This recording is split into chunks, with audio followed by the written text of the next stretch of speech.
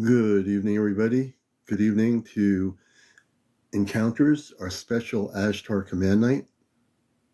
Good to have everybody with us here on a Saturday evening, 11:03 p.m. And hope you're keeping warm wherever you are around the planet.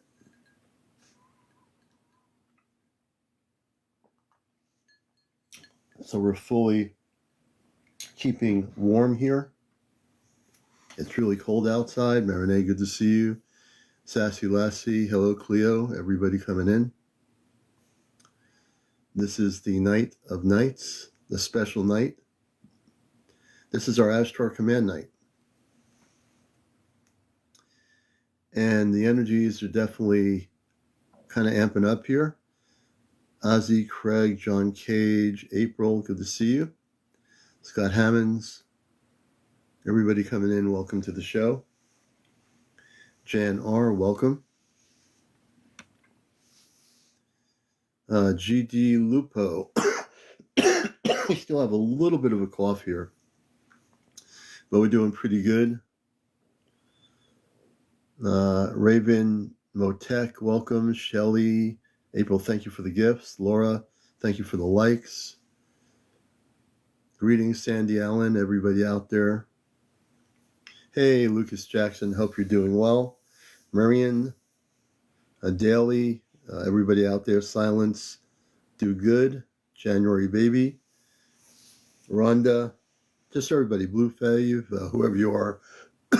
Excuse me. Blue Wayne, Rebecca. So tonight we're going to get into, hey, Green Time Machine, the Ashtar Command. In my promotional video, I talked about some of the things in topic to contact, and we're going to kind of conscious vibration. How you doing? We're going to get into that. We're going to try to answer your questions in this crazy year that we've started, 2025, and be as direct as we can be as well. Hey, Notorious, good to see you. Good evening. Elohim, good evening. Jersey for life. Laura, thank you for the like. Derek, delight. God is love. Absolutely beautiful. They are definitely not only coming, they're already here. And we're going to get into how this will proceed in the next 11 and a half months, because we're almost into the half of January. Now, people ask me questions. Hey, Elvira, Linda, good to see you. Good evening. People are going to always ask me questions. Do you think it'll happen sooner? The people feel, thank you for the roses, that it's going to happen sooner. Psychic, welcome. So I've been going, April's on her way, okay. Good. So I've been just monitoring the energies, and the energies are definitely amping up quite a bit. We've got our apple cider. We had some Mexican food. We have in my community, we have a couple of really good local Mexican restaurants. So we had earlier some Mexican food with some family. Hey, Peggy, Matt Noble, good to see you. Lavola, good to see you. And I want us to be always in this vibe, this kind of ambience when we do this show. It's important to get the feeling of being at peace in space and the universe. And that's why Saturday nights are like this versus a green screen. I want you to feel the energy. That to me is really important. Excuse me. Again, I am feeling good. I just have a residual cough left over from what I've been going through for the last couple of days. But my energy is good, and we're here to talk about this stuff. And our planet is going through massive changes.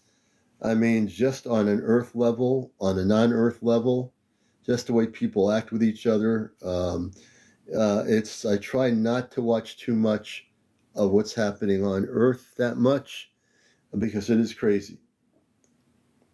But when you go into inner reflection and inner meditation and understand the dynamics of where we're going as a society, as a planet, we're in some very massive changes here that will affect the whole planetary system of Earth. Hey, Arthur, good to see you. Susan, welcome. And those planetary changes, hey, Sonia, will affect every single life form from just a tiny little, let's say, a little, thing like could be a lizard to, a big tree, a flower. It doesn't matter what it is. We always think of human intelligence, but we don't look at the fact that our planet is a living sentient being. And as a living sentient being, our planet is going to go through some massive, hey, Kit Kat, welcome, some massive changes. Thank you, Marion. I appreciate that. So, hey, Day, it's good to see you. So all these crazy things that are going on, we only see a certain limited amount of things that we are allowed to see, so to speak. Public case, they say, but we can see, hey, Tamara, we can see so much more if we don't go by what the limitations of what a computer says we can see. Hey, Fossey, good to see you. Blessings. So there's a lot more to see. Slip Hippie, good to see you. David, welcome. Mark, welcome. Ozzy, good to see you, everybody. Blessed Mom. There's so much out there for us that we haven't seen yet. And you know what? No matter what's going on the international news or the media, hey, Sonic, good to see you, brother. What's ever going on from the international news media perspective on the subject, they can go silent about what's going to happen to our planet. They could. They probably will be told to be silent by the people that own all the news outlets. I've had plenty of time to meditate the last few days. And in that meditation time and looking quietly and sitting quietly for an hour or two meditation-wise, I've come to a clarity of understanding about this planet more and more and more. You know what I mean? Welcome, CC. So we are together, and it's important that it's time for us all to come together. There's no separation. There's no departing and not knowing where we are anymore. It's time for us all to come together. Hey, Jared, good to see you, brother. It's time for all to come together. Hey, Star Dancer Lacey. Any book recommendations? There is a book. Actually, there's a few books that are out of print.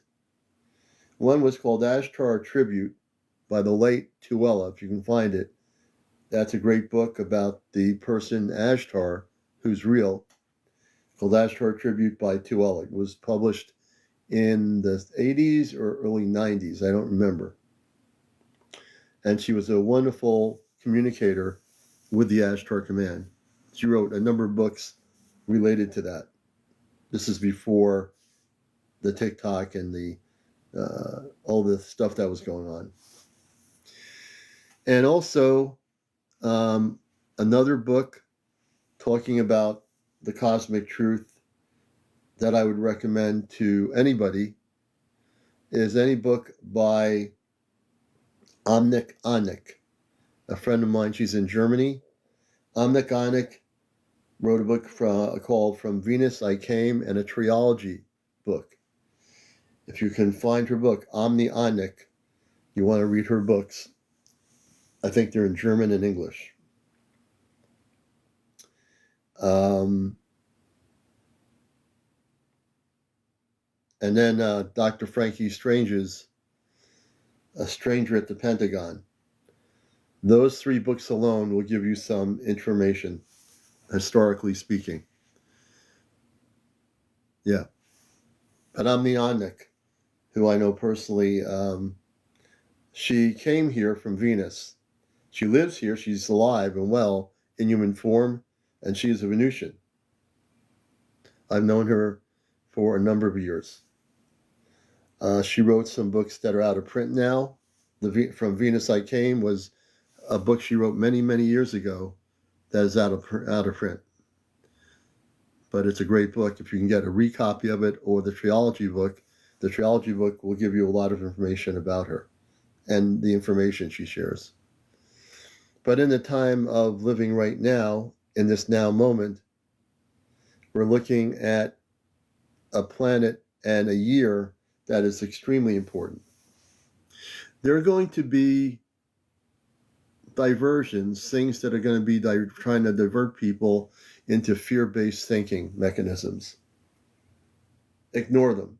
It doesn't matter what the social media application is, YouTube or whatever it is.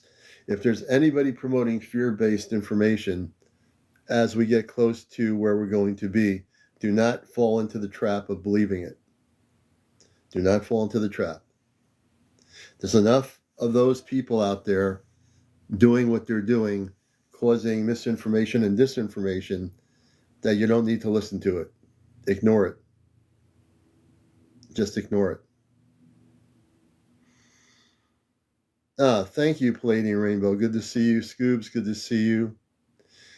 My information tonight is always going to be clear and concise and direct from my meditations. And for the time that I was not on, when I was not feeling good, I was able to meditate and take care of myself more. Hello, Lexi and Vonnie Ellis. Good to see you, everybody here. But we need to be strong now. We need to be steadfast in who we are. We need not to falter or fall off the rope as we climb up the mountaintop. We need to keep going up, you see. As we go up the mountaintop, there's no end to the mountain. Do you understand what I'm saying? That means that we each, hey, Nicole, we each come to get up here. We each get to come up here, and we each keep climbing. Nothing can stop us. Look, we reach it all. Hey, sister. Hello, everybody. How you doing? Good. I had to go run outside real quick and do a quick show because there was a cloaked ship and a waffle. A waffle, yeah. You saw some waffles? A waffle outside. Outside. I got pictures of it. I'll pull them up in a few minutes. Oh, good. Second. I was just telling people. Let me just do this. I was just telling people that we're making great strides. You know, all of us together collectively since the time I came on TikTok from Facebook. And my main message now is don't listen to any fear-based stuff on TikTok from people on creativity about where we're going, what we're doing, how if we're going to be here. Don't fall into the trap of those people because they have no idea what they're talking about, and it doesn't make any sense. But I do know that we are going to be here. So for some reason, on some sort of divine universal level, we will all be here. We're not going anywhere. We're not disappearing anywhere. We're here to stay. We're here to keep rising together. The commander is dedicated with April and all of you to seeing this mission through. We're going to have contact. We don't know the day, the time, the night, or whatever, but we know that our space family is with us. They're watching us. They care about us. And I am more stronger now from after having a cold for a week and meditating. I come out stronger than even before. And I don't speak in terms of I will not be. I'm speaking we will not be defeated in our mission work. There's no algorithm. There's no Facebook. There's no YouTube. There's nothing that can stop the physical contact that we will be having at some point. And it's not going to be 10,000 years from now. You know, it just won't be. So I want to welcome my sister April here. And we've been through many things together on this app platform. We've seen it through. We've seen the battles through it. And we are space people. And I'm not afraid to say that. I've said it on Facebook. I've said it on my radio show. The word space people is not an obscene word to use. So I use that word As I say, I'm a human consciousness. I'm also a space consciousness. As I look at April, I see a human consciousness. I see a space consciousness. When I talk to many of you who are my friends out there, Taz and other people, I see a human consciousness. I see a space consciousness. So we are multidimensional beings in human form. Now I'm going to switch it over to April. If you know who she is, we started out now 3 years now. When I first interviewed her about her fairy interactions, that was the only thing I knew about fairies. I learned so much about fairies. I've learned more now about fairies over 3 years, and I have a great understanding of their existence. But then after that happened, because I came from an Ashtar Command background, then as I continued with Friends with Fairies and just the historical bio, she started having contact with the Ashtar Command. She met her biological family members on a spaceship. All right. Then we find out we all have family members, which is the weirdest thing, that we've known each other beyond Earth, going to school together as kids in space, and we have parents on the ship. We both do. We have Kit Kat. She's connected.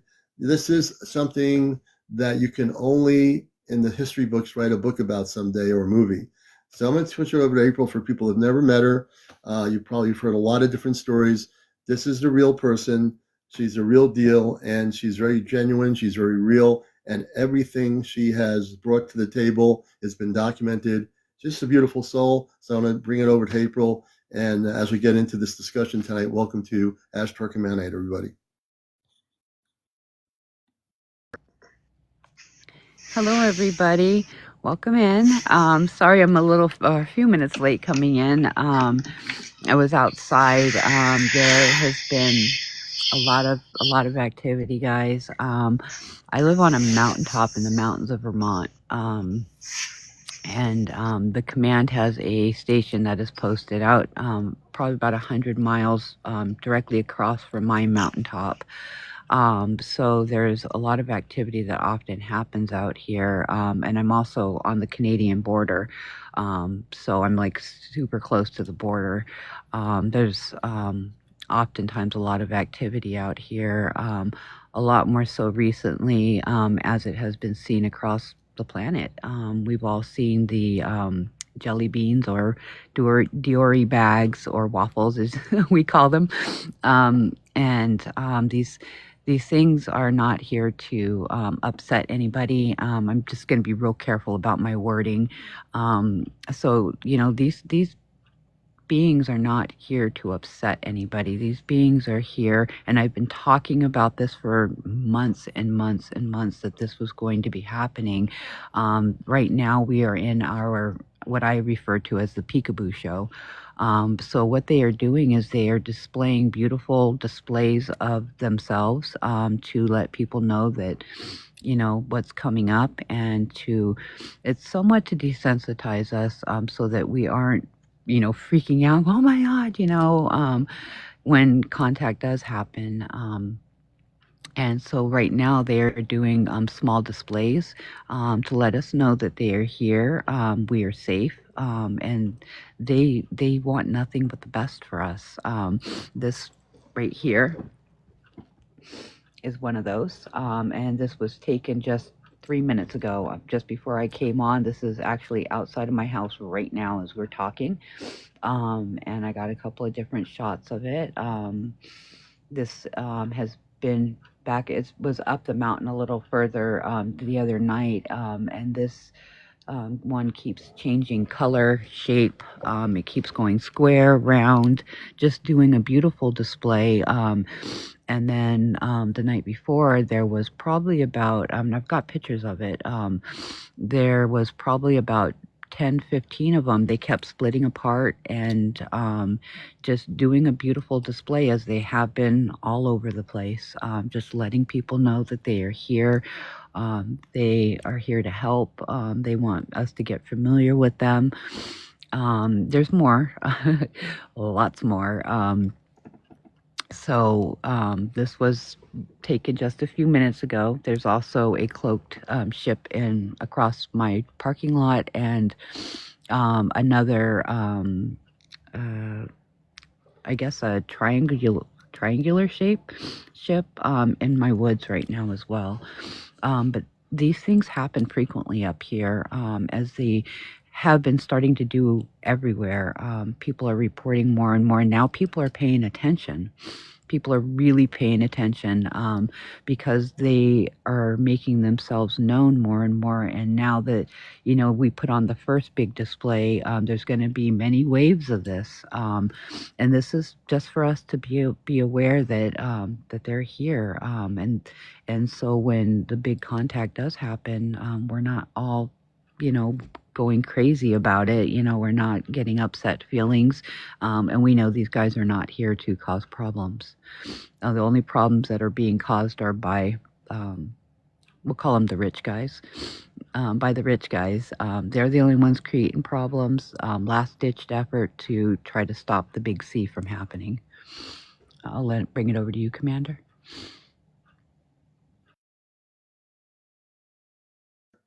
All right, and hopefully you can hear me. I think I unmuted myself. Did I? I think I did. Can anybody hear me? I hope so. So if you can hear me, oh, good. Uh, so it's really cold up where it's like really below zero. She was out there before. I don't want her to go back out because it's too cold. But I did see the ships. They are there. And the thing we have to realize is this is only the beginning, folks. Like, for example, my daughter earlier tonight, she was so excited with her boyfriend. She said, Dad, you wouldn't believe what I saw. They were on a road somewhere in Connecticut, in Cromwell. Cromwell's about 20 minutes north of where I am. She said, I saw my first two, I'll just say her first two pancakes, to put it that way. She saw her first two pancakes. She was so excited that she saw the pancakes. And I said, what time did you see them? She had never seen anything like this before. I mean, or Dior bags, or whatever you want to call them. She saw them, and she had to tell me all about it. Her boyfriend saw them too, and I was like so excited for her because, you know, it's the fact is she's into the crystals, and she gets a lot of that from me. She's into all the amethyst and all the meditation stuff, but she saw them, and I said to myself, what a beautiful thing. She's a part of a generation. She's in her 20s. Her generation is going to live through a new earth. Her generation is going to see what's going to be happening when we get towards contact, when they decide to come here in terms of physically being visible. And you have to understand, folks, that we're talking a lot of spaceships. You'd think there's a lot of spaceships here. There are cloaked spaceships everywhere around the planet. You just don't see them. If you're sensitive, as a sensitive person, and have high sensitivity, you will sense it. You might be near an ocean. You might be on an island in Maui. You could be somewhere and you can feel it. Some of you might not. The fact of the matter is, you don't realize how many armada or fleets of spaceships from out the multiverse are coming to planet Earth right now. You haven't seen anything yet. When you see these Dior bags or these things coming out of the ocean, that have been coming out of the ocean from the depths of the sea, understand that this planet is surrounded right now by so many, many different beings that are from beyond Earth. We're not talking about low vibers. We're talking about the high vibrational beings that are coming here. We're talking about the essential switch that has been turned on here. The cosmic switch has been turned. You can't turn it off. The switch has been turned on. You can't go backwards. We can't go like say, oh, I want to go back to being 10 years ago, 20 years ago. I was much happier when I didn't know anything. You can't go backwards anymore. You can't. Why would you want to? Yeah. The planet is cleaning itself up. It's saying, Mother Earth is saying, I've had it. This is it. I'm now going to be part of the planetary worlds of peace. I'm going to shred all the negative stuff off my skin. Like when you get sick and have a cold, you have to take medication or tea or something, honey, things to make your body get better, right? You have to take care of yourself. Well, the earth is saying, I've had it with all these diseases and germs and things. It's saying, I've had it. We have to change. And this planet is going to change. And I say it, whether some of the 8 billion people like it or not. It doesn't matter whether some of the 8 billion people like what's going to happen to the planet. It's the Mother Earth is saying you either go with me or you'll be left behind. Go with me or you're left behind. So your choices as a human population is to either go with the planet and follow your mother and listen to her for once instead of trying to do all the things we've done to this planet for billions of years. It's not just our own history. Every single civilization from the Roman Empire to before that has always done something that hurts the Mother Earth. I'm not saying in every civilization of our planet's history, but we've had our ups and our downs. We're now going into a situation, as I know April knows this because she's been with my parents and her parents and on the ship traveling. She knows exactly what I'm talking about. That they know, and they're waiting for the right moment. That they know when they're going to make contact with the population, and it's not going to be when we want it to happen. We're not going to put a quarter in the slot machine and say, okay, give me the ticket now. It doesn't work that way. It's going to be, they're very close to contact, but we're just not right there yet. We're going to be there. We're just right at the edge of something much greater. People just have to be patient for what's about to occur. And what you're seeing now, with all these things happening in the last 2 months, is just all kinds of crazy stuff. And also, you're seeing the Ashtar Command, which is showing the more beautiful aspects of some of the unmanned objects that are being sent to Earth to get people prepared. And a lot of these orbs are being seen off the waters, off the coasts of the Atlantic, Pacific, and other regions of the world. You'll notice in New Jersey, many people saw these orbs off the coast in the deepest parts of the Atlantic popping out of nowhere, coming off out of the ocean. Where do you think those are coming from, folks? Think about it. Where are they coming from? So it's not just spaceships cloaked beyond Earth coming to Earth or things coming to Earth from outer space. Our inner oceans, we've talked about the inner Earth, we've talked about the cities in our oceans and our seas in remote areas. We've always had intelligent life here on this planet. We've just never been taught the truth, and what we're here to tell you today, not today, but tonight, April and I, is to share with you as space people what is the actual cosmic truth. We don't channel anything, we don't make anything up. For me, it's telepathic. I've always been this way most of my life until when I got old enough, I became activated enough to know who I was. When I was a kid, how did I know what I was? I was a teenager, but I know who I am. I know myself here before I even got on TikTok, and so this is how we all came together. All of you who know us, we've all come together here for a reason. Every single person, even the new people coming in here who's here tonight, you're here with us for a reason. You're here because you want to know the truth. You want to know exactly what's going down on our planet right now. And honestly, if you ask us questions about off planet, um, April has a better grasp of that than I do, only because she's been off planet on the ships probably over 200 times, and she can actually has a foundation she can speak on that. Where I can speak on things, and don't get me wrong, I have my own knowledge, but she has certain knowledge, and I respect that. That would help everybody here in our room, in our audience. And I'm going to turn it back over to April at this moment. Turn my mic and mute it.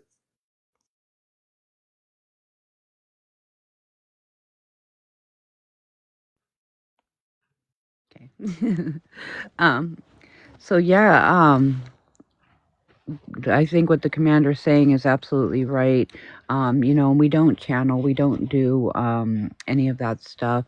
When the commander and I speak about stuff, it is stuff that we have proof of, stuff that we have been documenting for the last almost 3 years now, and I have now been off the planet I have spent years now, and total time years with the space beings, with my space family, off planet, on different planets, in dimensional inner Earth, underneath, and the 7 space stations that are underneath the ocean's waters.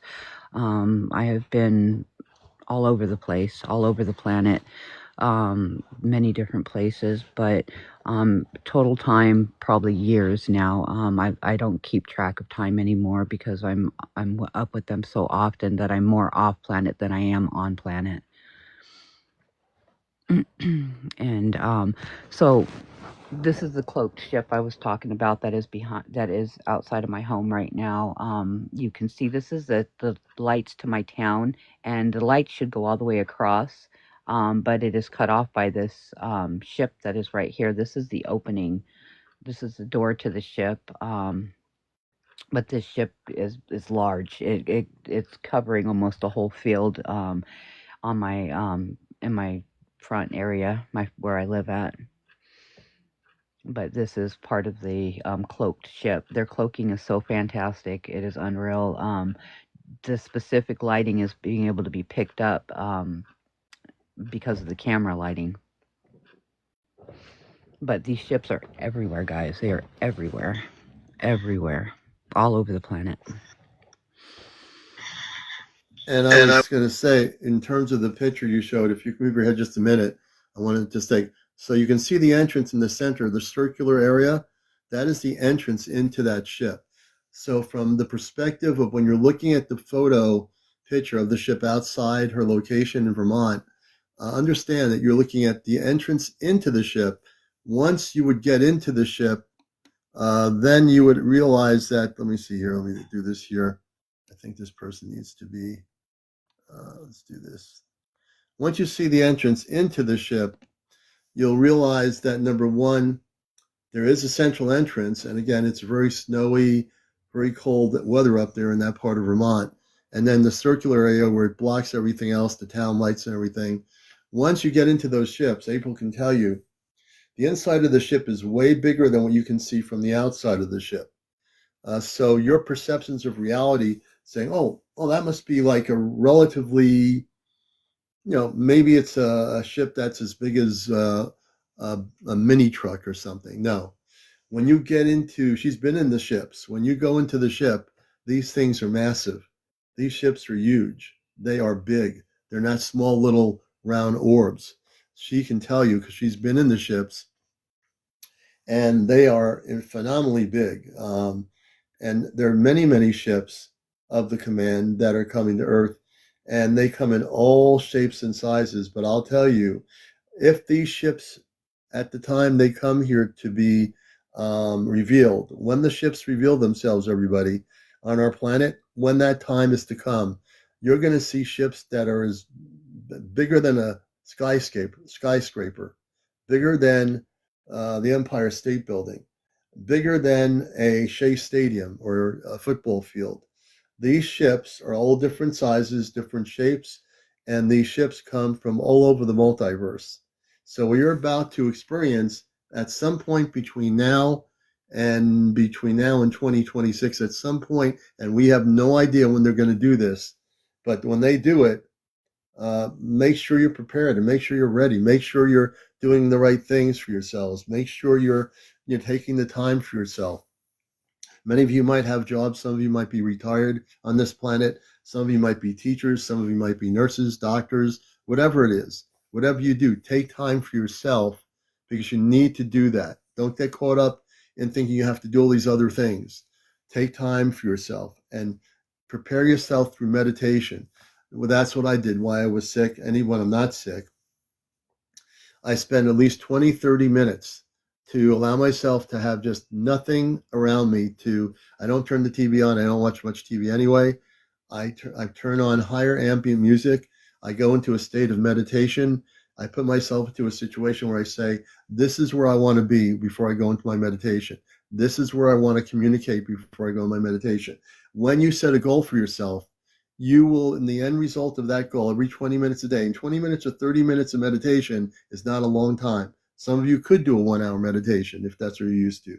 But that's going to be the key. You have to have inner peace, and it's easier said sometimes than done because some people's minds are constantly going. I've met people like that, but you'll have to learn to turn off your brain and go within yourself in order to get prepared. That is going to be a key result of each individual, and do it at your own pace. No one can make you automatically do it. It's not going to be like that. No one's forced to do anything. But if you're going to be ready for what's coming on our planet, above us and below us, you need to prepare yourself spiritually, physically, and mentally. And it really, really does mean a lot to me. It's very important for me as one of my teachings here coming to Earth is to get people to just relax, take a deep breath, and just focus and turn everything off, all the TVs, all the sports games, all the whatever it is, turn it off and focus. Look at the stars at night if that makes you feel good. Go to the beach and look at the empty beach during the winter and stand there and watch the water at night. But anything that brings peace to your consciousness, that's what you need to get focused on now. Connect with Mother Earth, connect with the universe. These are the things that are important. I'm going to turn it over to April.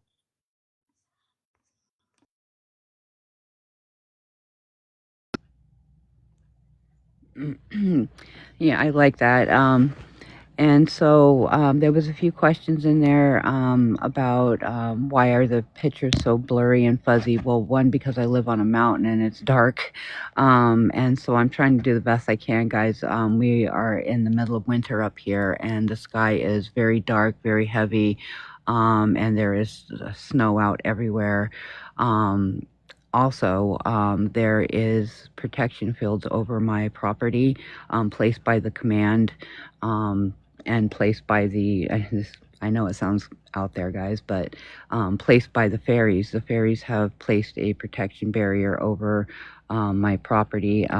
Over that is an Ashtar command protective barrier, and that is just because of who we are and what we do. The commander also, if he were to go outside and try to take pictures, would get a fuzzy images as well. It's not a me thing. It's not my camera. It's a atmosphere outside of my property thing. My camera is really good. I can take pictures. Like, I could show you the hairs inside of a towel, but go outside because of the protection barrier. And people are like, question about this protection barrier. Let me show you an up close of what it looks like outside of my property. So let me back away from this. So this is what the atmosphere looks like outside of my property. Now let me get in closer. I'll get you a different shot of it when it's up close and personal. I'm sorry for the camera flare on it, but I was trying to take a quick picture so I could show you guys. This is what it looks like up close. This is a protection barrier made by the fairies. This is what the air looks like on my property. Let me show you a couple other pictures.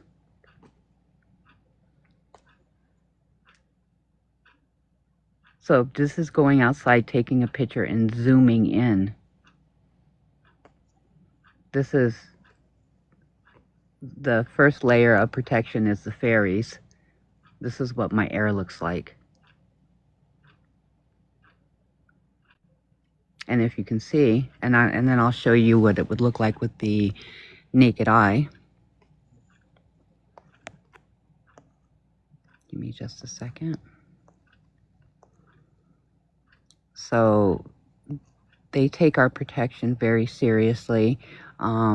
They don't mess around when it comes to protection. And with the fairies, they, and they're kind, they literally use their own bodies and energy from our atmosphere and our planet to protect us with.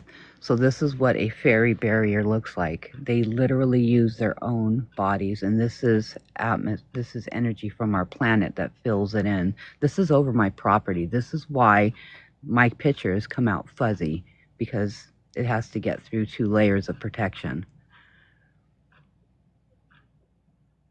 It's actually quite beautiful. They use their own bodies for protection. The commander has this, Kit Kat has this, I have this, and there's a few people in my chat that have this barrier over their properties.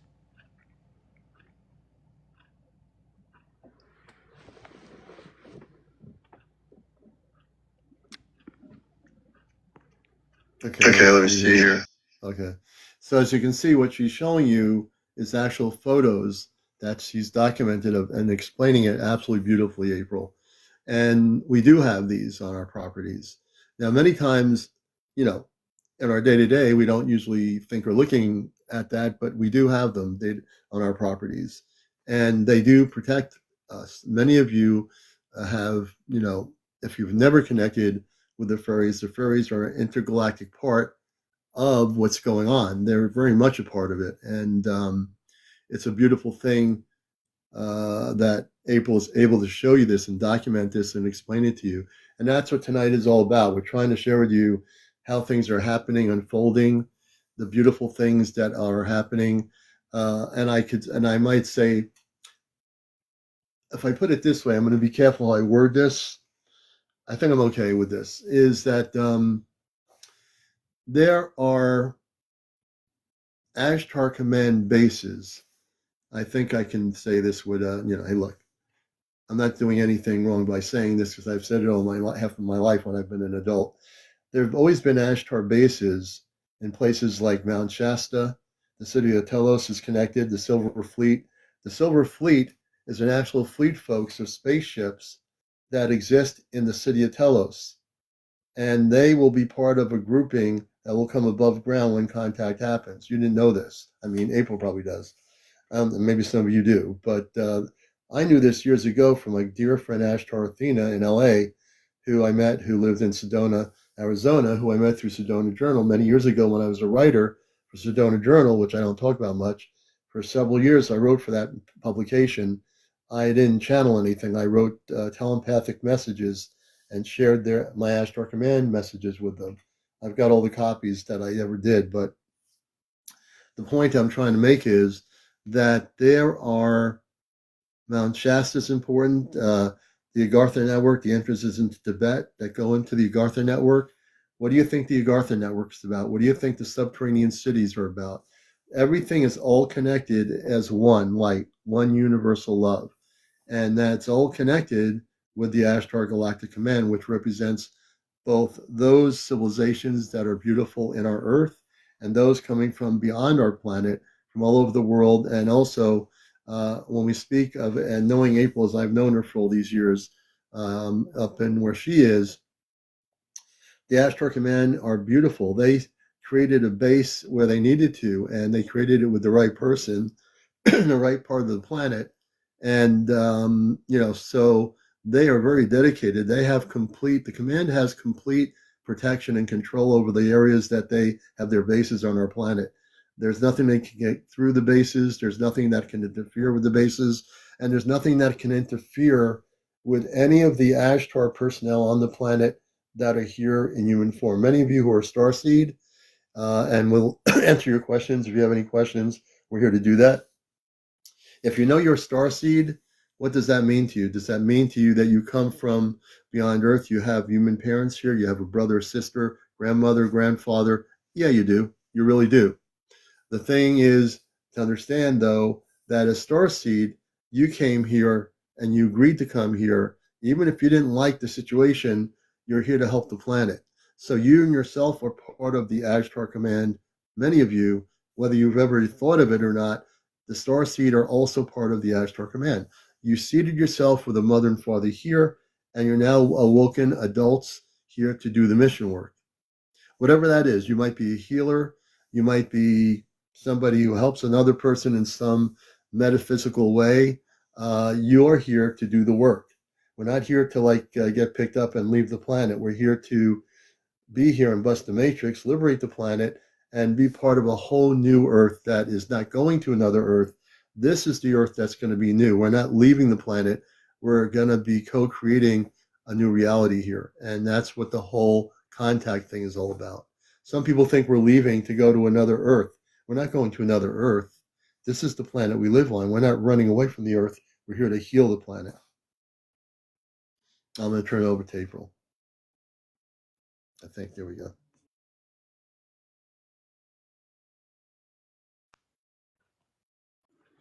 Yeah, I agree with that. We are here to help heal the planet. We've been asking for a long time for help, and the command they've heard us, and they are here to help. That's all they want is the best for us. They want everything to get back to a more natural state, and have our planet heal itself. which she needs to do. She's been moving forward, and she is ready for change. And this is the first time that she has ever taken her people with her. It's quite beautiful that she's doing this. So as we move forward, the command is right there with them, helping our planet. And they've been here for a very long time. This has been in play for hundreds of years, guys. Had to be so many things to happen in order for us to get to the point where we are at right now. These ships are they are absolutely beautiful inside. I can't say enough about them. The people that are on them are very family oriented. Yes, they are vegetarians. And a lot of people have asked me about pets and things like that. They are going to keep families together, and pets too. Pets are going to.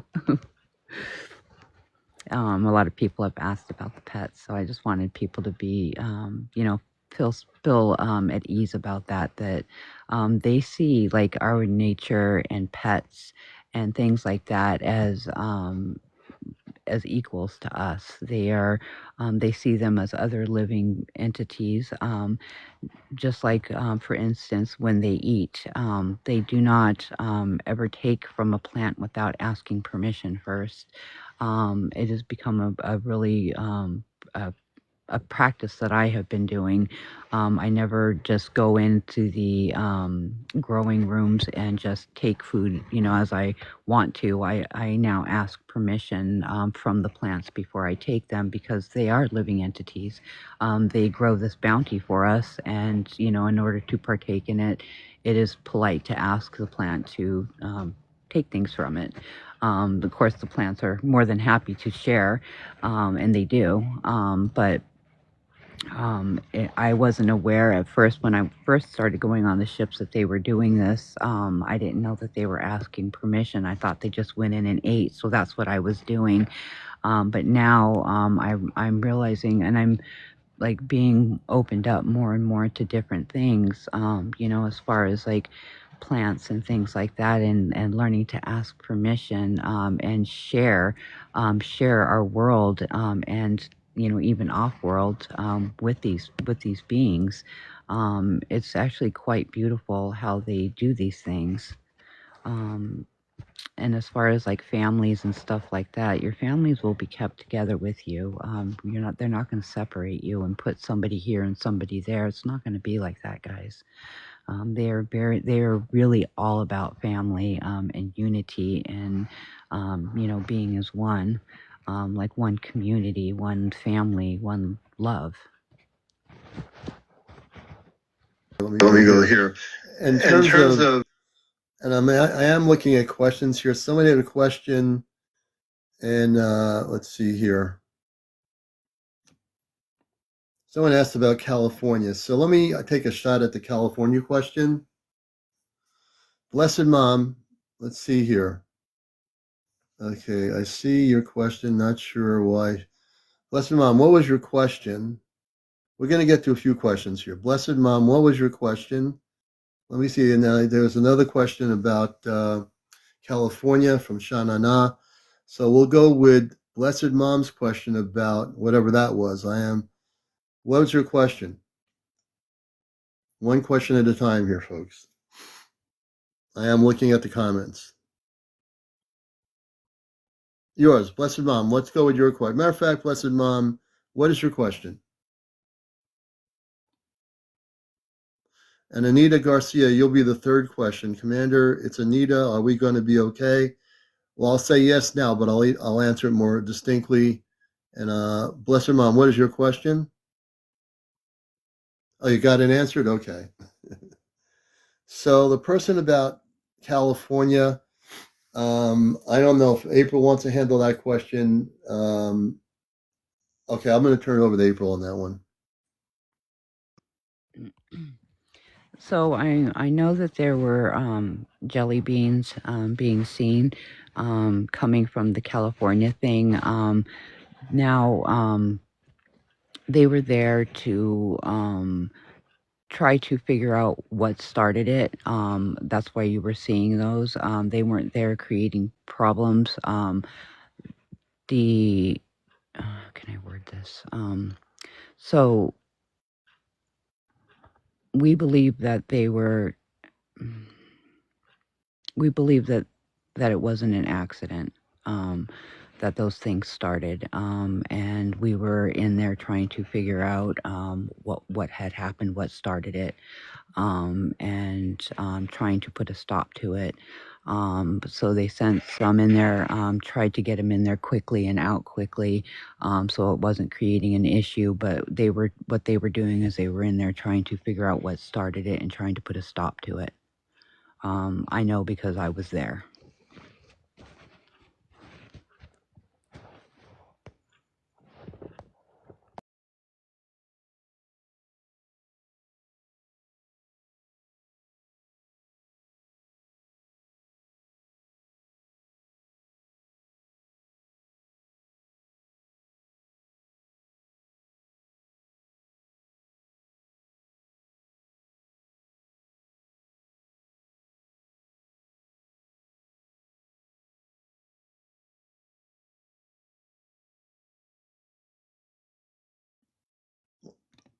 Oh, okay, there you go. Now, so the question is, when will you, when you say you, when will the Ashtar Command reveal themselves to the planet?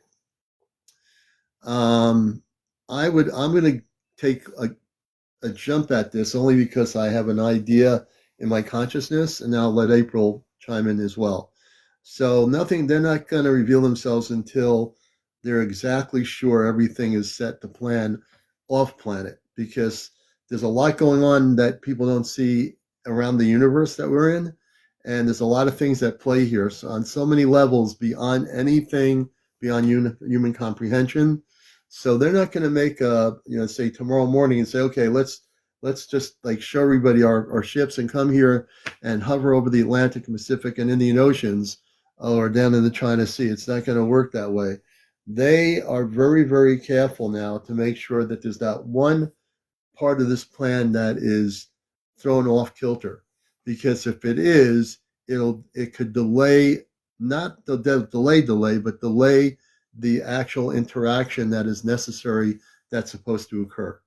So the thing that people have to realize is everything they do, every little step that is taken by our space families on a larger scale, not just our personal space families, but the galactic space families of the command itself, everything is being done to a complete detail to the point where there cannot be any mistakes made when they do this. That's why they're not just going out and say, here we are.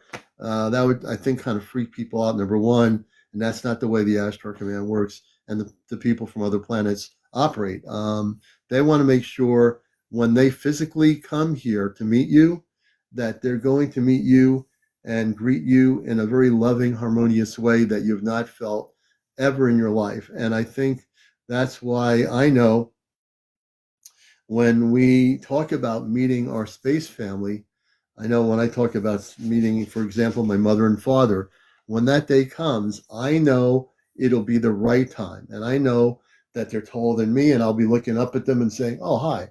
The thing is, when that time comes, I will be ready to, I'm already ready to hug them and embrace them.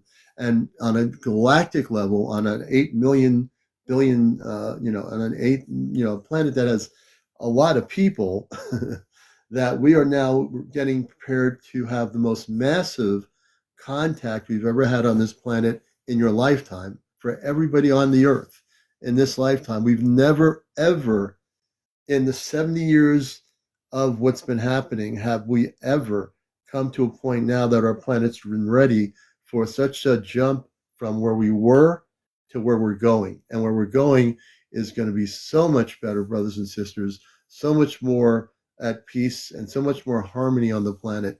Everything, all the things we do, every way we live, everything is going to shift and change. But it's not going to be such a shift that you're going to be like jolted to the point where you're having a nervous breakdown. That's not the way it works. The Ashtar people, our space families, all the different civilizations coming here of light, they're coming here to show you a different way of living. You might be used to a certain way of living, and no one's taking that away from any of us. We all grew up on this planet with TV sets, with houses, with apartments, with cars, with this or that. That's not the whole thing there. That whole thing is that was part of the earth-based experience. We're having that earth experience, but we're now going to go from the earth-based experience to a more cosmic spiritual experience. That's where we're going. And so they will reveal themselves, Barb. Great question. When it is time. And that time will be coming soon. We don't know what that means to us. Even April will tell you. They don't tell her, like, oh, tomorrow, April, tell everybody we're coming. It doesn't work that way. April knows she's just as clueless as I am. So let's switch it over to her. Let me see. Am I muted? I'm going to unmute her. No, we don't have a time or date when contact is going to happen. I'm not even privy to any of that information. All I can say about it is the way everything is happening, as quickly as everything is happening, and from what I'm understanding and from what I'm hearing, it's going to be sooner than later. So, but we don't have a date. We won't know. It'll happen when it happens. We don't have a date or a time or a say. It's gonna just happen. The only way we will know the five is we will be taken up to do our mission, and even then we still won't know a day. But I can say that I saw that there was a few questions in here. Hang on just a second. I saw that Half Pint said that the galactic forces said that they are not to interfere. They are not to interfere with our human existence, but because of what happened there, that was them interfering with human existence. So they were trying to put a stop to it. And let's see here. We'll try to get more of your questions. Yeah, let's see here. We don't work in absolutes. Yeah. So like true, there's no absolutes. It's when they decide to make it. And as April said, I mean, we do know that things are speeding up. I mean, that's what I have a question now. If you asked us 3 years ago, back when we got closer to when we were in 2024, if you had said to us in 2024 to April, May, oh, when do you think contests can happen? End of 2025. Well, now the energy is shifting again, and we have no control over that. I mean, we're part of we're going with the cosmic wind here. All of us are collectively. We're all part of that cosmic wind. There's nobody here left out. Now, it can be frustrating for some folks out here in the human form that say, "Gosh darn it, I wish we had the contact tomorrow." You know what? I think humanly, yeah, absolutely. I agree with you. Humanly, yeah, we all do. But on another level, it's all in divine timing. Divine timing is different than earth-based human consciousness. Divine timing has nothing to do with, okay, it's now 3:00. I got to go to the gas station, fill up my car with a full tank of premium. It doesn't work that way. We think in the mental mind of the human consciousness, everything has to be done like that. Like, oh, the restaurant closes, the diner will be closing at midnight. We only have an hour left to get dinner there. That's how human minds think, right? Excuse me. So I know it's frustrating, but people, that's where you have to get backtracked, and you need to learn to meditate, take 30 minutes a day, maybe an hour, whatever is feeling good to you. Sit there, take a deep breath in a couple of times, breathe out, and listen to some higher vibrational music. Turn your TV off and just relax your head, because if you don't relax yourself, you're going to get all frustrated over when this is going to happen. And it doesn't make any sense to do that. Makes no sense to get yourself frustrated over this. It's all going to happen when it's going to happen. And like I said, April and I have told you, it's not going to be 20,000 years from now. We know it's going to happen most likely before 2026. And we feel the energy sooner. Now, if we asked April and us in the beginning of 2024 what we felt, we would have been more conservative, because what we were getting is things are going to happen towards that period, but it is shifting, and we're going to only give you factual information. We're not going to tell you it's happening next week. It's not.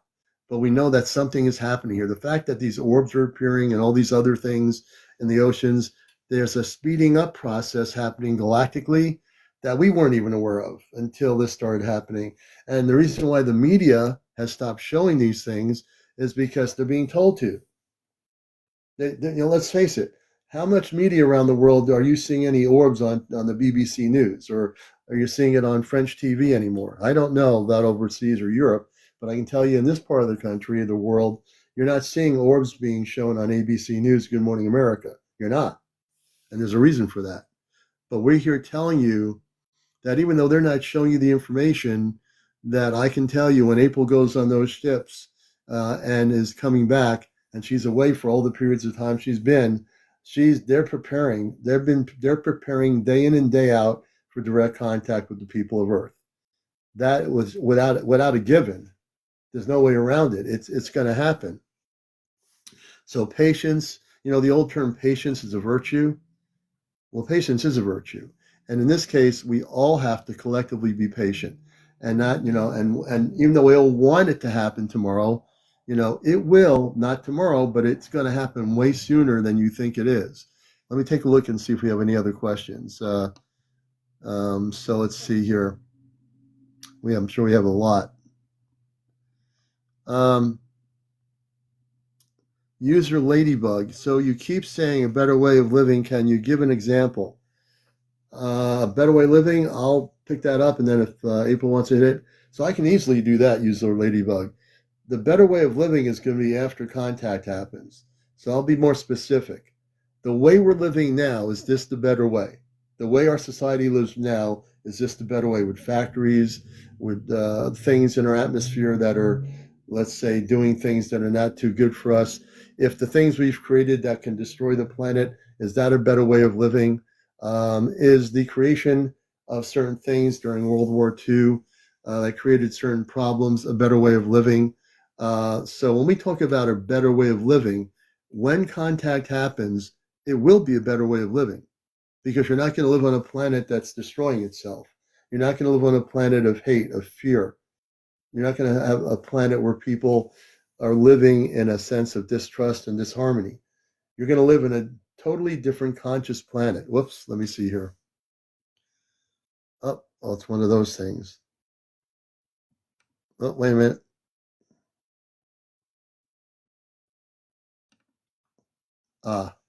I had to do that puzzle thingy, so I did it. So when Ladybug, it's a great question. The thing is, Ladybug, the way you're living now, maybe you think it's good. So let's say somebody has a lot of money in a mansion. They think, well, it's always been my way of living. I love the fact that I have a 3-car garage. I got 2 big TV sets. I go on a cruise every year. I go to France, in the summertime. I have a good way of living. Why should I have to change? That is a 3D concept of the way one lives on Earth. What we're talking about is a shift from the old Earth to the new Earth reality, which is we're going to be part of a galactic, planetary, spiritual planetary world system with other planets that are already there. We're going to be able to intergalactically travel. Once contact happens, we'll be able to visit other planets that live in peace and learn from other planetary systems. Right now, all we know is what we know here, because this is what we've been taught in our textbooks through the 70 years of current Earth history, and that's all going to shift. I hope that answers your question. I'm going to I'll turn it over to April if she wants to take a shot at it. So I saw a comment in there by Lily. What was it? We weren't made to work for 40 hours a week. We weren't made to do that to make other people richer. That's absolutely why we weren't supposed to be here. Not to do that. That is people's way of controlling others, and that is not okay. We should not have to. We should not have to struggle for things that we need to survive: heat, housing, food, things like that. Those are things that should be given to us. And, they've had the technology hidden from us for a very long time. Not the space people, but our people. They've had a lot of technology hidden from us for a very long time. When they made the agreement with the Zetas, they took quite a bit from us that should have been given to us to help humanity, not to hide from us, to make themselves better and not the rest of humanity. It's frustrating, but good thing is that the beings of light are now, going to be sharing all of that with us. They have been bringing stuff down for a long time. There are caverns. Um, I should be careful with my wording. Sorry, Commander. So we have stuff that we've been storing for quite a while, and that'll all come out soon. In terms of, let me do this here. The question, user 21853, we're going to answer all your questions. I hope they don't look like spiders, giant insects, or Bigfoot. I won't go near them. Okay, so I'm being a little bit dramatic there on your comment. But no, the Ashtar Command people, the space people, they are men and women. They have families. They have children. They have young adults, just like we do. They are taller. They're men and women from the other planets. Our parents were probably about eight and a half feet, maybe 9 feet, depending. Could be a little bit shorter. They're taller than April and I combined, or individually. So no, they will not look like spiders or giant insects or Bigfoot. Okay, and the Bigfoot actually work with the Ashtar Command. So the Bigfoot are part of that, and April can mention a little bit more about that because she works with the Bigfoot up in Vermont, and they are very much an integral part, and they're very intelligent, the Bigfoot, and they have a language. They can speak the English language, believe it or not. There's a lot you can learn about that part of the question as well. So I'm going to switch over to April on that, and I want to just, as I need believers and truth seekers truly in bloom. I'm going to switch over to April to answer also that question regarding what I just did. We'll get to every question in here. I promise everybody, be patient. So, yes, I do work with the Bigfoot beings. The Bigfoot beings have been working with the Ashtar Command for a very long time, but they are not scary. They are actually family oriented, speak several different languages, and are actually quite funny. As far as the way the space people look, this is Nick. This is a rift. This is Nick. He's part of the Ashtar Command. They're very, very humanoid looking. They're taller than us, obviously more fit, and look way younger than us. They look like, most of them look like they are in their 20s. They don't see time and space the same way we do, so they don't age the same way we do. So most of them could be hundreds of years old, but look like they are in their 20s. This is Nick. He is an Ashtar Command guard that is posted at my home to protect me. And he's also part of my crew on my ship. But they are very humanoid. This is his helmet. There's a lot of them that wear this type of helmet, and this is part of his uniform. They wear these leotard things to not just to protect and pull their hair back, because a lot of them have long hair, but it is to sturdy their helmets on their head. It's also for like regulating their oxygen and many other things, their heat and things like that. But this is his face. They're very, very humanoid. He's a little distorted because of the rift, but they are very humanoid looking. Let me see here. I'll do this here. And so let me see here. And one comment is the mantis beings are divine and amazing. So I've heard a lot about the mantis beings, and they're different from the low vibers, a lot of them. So I have heard about them. And let's see here.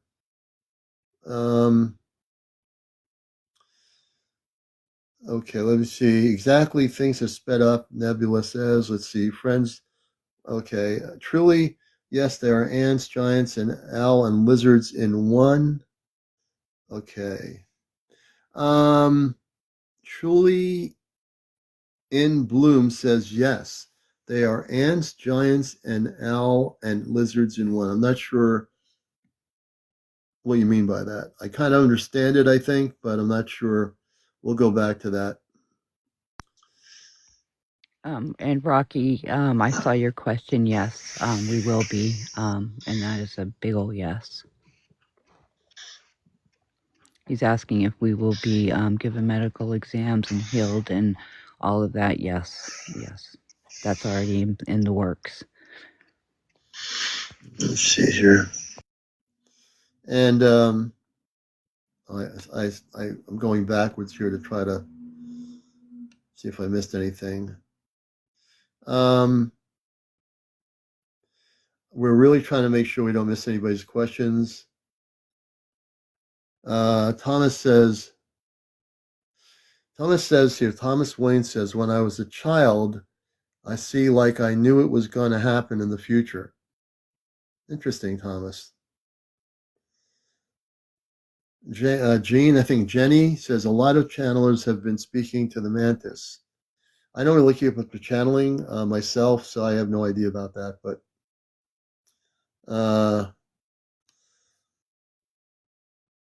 let's see. UF guy says, I don't know what they mean by they work with the Greys. I'm not sure what that refers to. Scoobs, do you agree the devil lies? So I don't get into any of that stuff because of the nature of our program, of the Ashtar Command program. We stay away from that. I really don't get into that stuff. That's all 3D religious stuff, so I'm just going to stay away from it. I understand your question, Scoobs, but that would be under a 3D thing, which I'll stay away from. Let's see. Bird Lover says, I look forward to meeting the Foots. And who else? Let's see here. Rocky Boy Joe, will we be given a full medical exam and healed or given an upgrade? I'll switch that over to April on that question. I think I just answered that one, but yes, definitely. That has been in the works for a long time.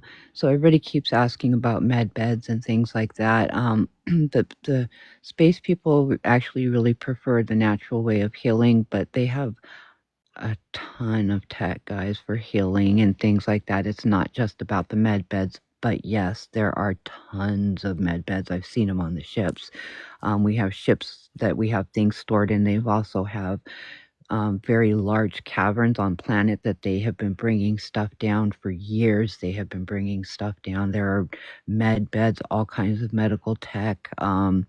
Ships and just so much tech down there, guys. I've seen these huge caverns. They took me for a tour on them.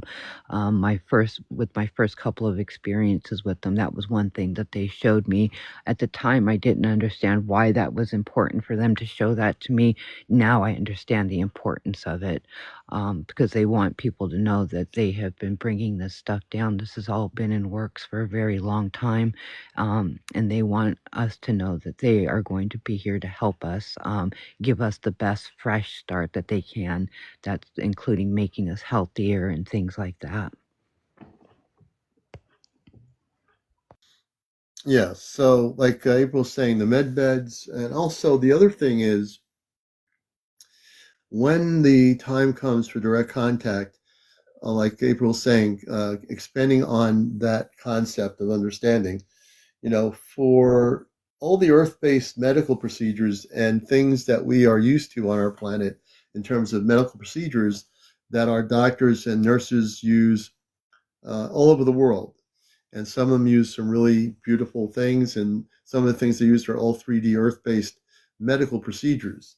Understand, when contact happens, as April's saying, it's not just the med beds. There'll be ability to heal all diseases, all things that are part of the earth-based human experience that people have had. Things like the pollution and the air and everything. Once contact happens, we will not be living in a planet that is, so congested with all kinds of stuff in our atmosphere from years and years and years of things.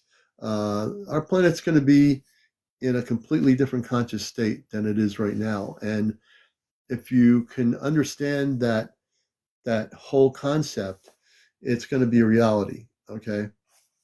It's going to be a reality for every single one of you. There's not one of us that are going to be left out of this. It's not exclusive to a few people.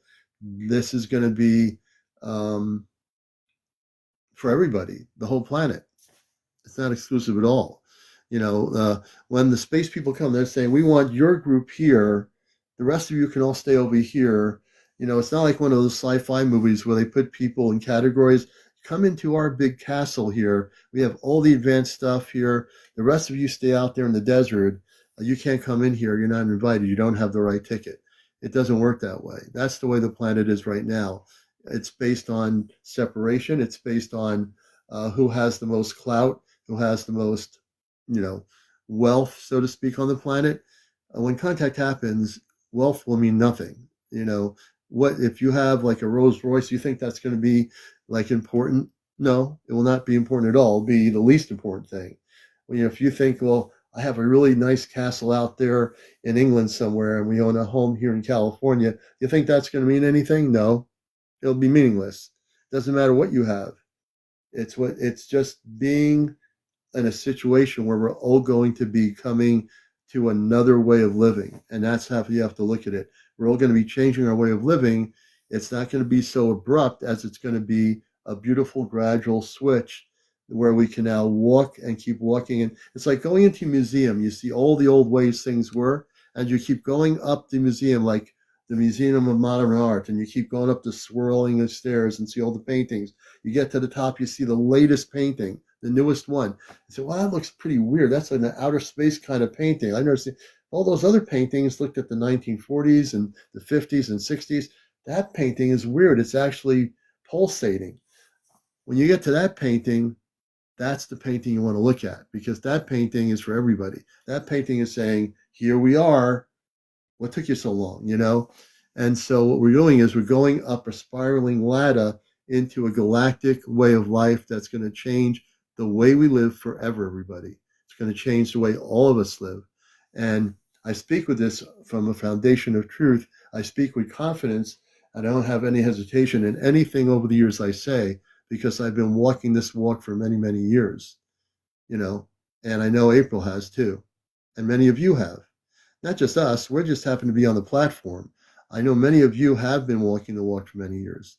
You've been doing the work you've been doing for a reason. You're not like a person that hung out with the same people, going down to the local bar, having a beer and say, oh, let's watch a hockey game.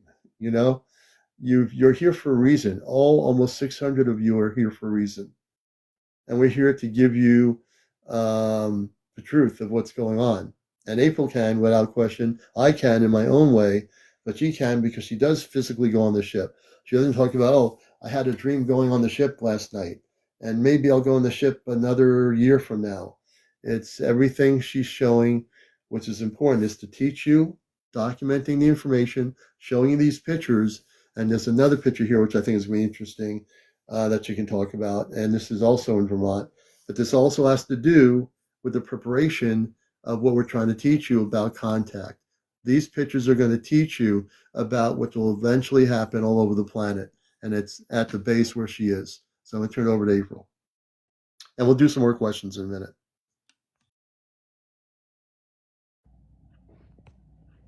So this is also this also happened. This was 2 nights ago, and so these are the jelly beans that everybody has been talking about, and this was just a display that they had put out over this space station where I live.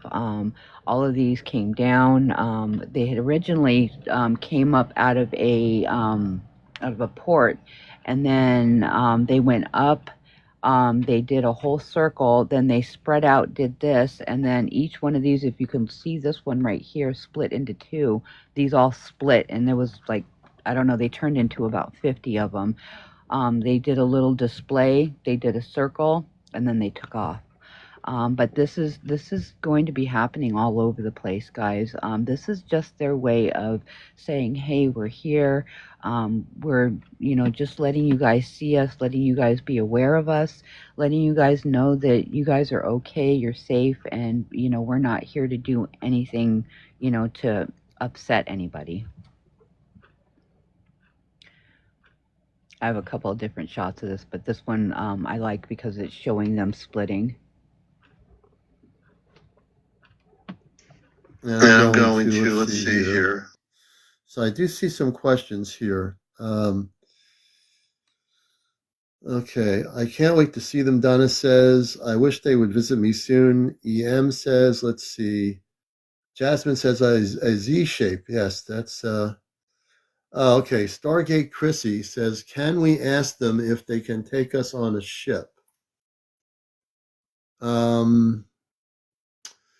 In your meditation, if you meditate and you have a connection with your star family and you're physically in telepathic communications, physically in your consciousness, if you have full conscious communications with your star family, and it means telepathic, I don't mean channeling, I mean telepathic communications.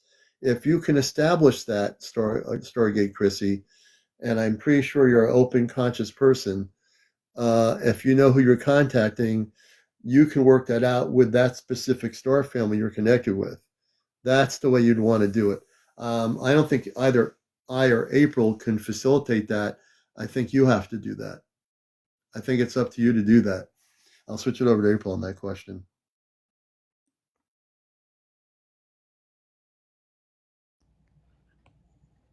Yeah, a lot of people ask that question.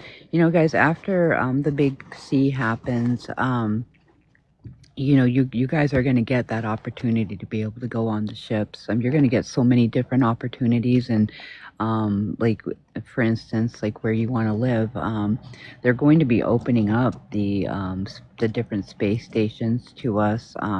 You might have the option to live underneath the ocean's floor in one of those space cities down there, or space stations. Or in one of the cloud cities. They also have cloud cities that are above our atmosphere, that they created. They're cloaked by cloud devices. And they also have, there's going to be different facilities and whatnot on the planet's surface. They're going to be all over the place, guys. We're going to have lots of different opportunities, especially with the different tech and stuff that's going to be coming. But everybody will have the opportunity to be on these ships. Everybody will. And in terms of Rocky Boy, will we have to leave all our possessions behind? Arts, crafts, regala? No. Honestly, no. You're not going to be. You won't leave any of the things that you want. If you have things you want to take with you, absolutely, it's your stuff. You take it with you. No one's going to stop you from taking it. All you're going to do now is live in a more peaceful planet, in a world where everyone's living in harmony. There'll be no war. There'll be no nuclear weapons and bombs that are destroying a planet anymore. All those things are going to be part of your ancient Earth history, which your children's children will look at the ancient history, which will be on some sort of a digital screen to look at the past history of the ancient Earth that went through these things. And then you'll look, and your kids will look back at that and say, "This is what you did on your planet, so and so, in this particular decade. This is your Earth now. You're living now in a more harmonious planet. You now can space travel. You now are more open telepathically as kids. We're teaching you about the galactic universe, not about limited textbook history, which you were taught back in the 60s, 70s, 80s, 90s, and 2000s. So you're going to be now able to proceed to go forward with a new history, a new knowledge, a new understanding, an understanding that has yet to be seen. But your children's children, the children that are coming in the future, they will know nothing more than of the new earth. They'll know the history of the old earth, but they will not relive the history of the old earth. They will know the history, but it's just for the history books, not to repeat the history, because they will not be able to repeat it because they're living in a different consciousness.